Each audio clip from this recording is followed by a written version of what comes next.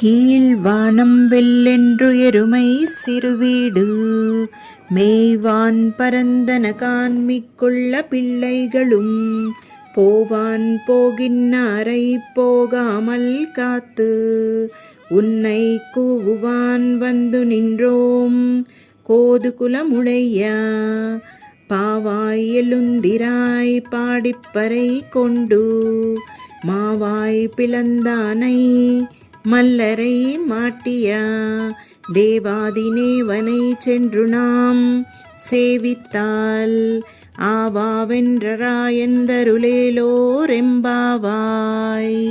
ఆండాల్ తల్లి శ్రీకృష్ణుడికి నచ్చిన ఒక గోపికను నిద్రలేపుతోంది.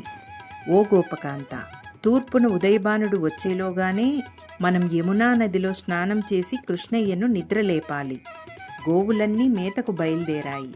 గోపకాంతలంతా కలిసి కృష్ణయ్య దగ్గరికి బయలుదేరారు. వారందరినీ అక్కడే నిలిపి నేను నీకోసం వచ్చాను. కేసి, చానూర, ముష్టికాద వంటి రాక్షసులను సంహరించిన ఆ దేవదేవుని సన్నిధికి పోదాం, త్వరగా లేచిరా. కృష్ణయ్య మనలోని లోపాలను తీసివేసి మనల్ని అనుగ్రహిస్తాడు అని ఆండాల్ తల్లి 8వ పాశ్రంలో వివరించింది.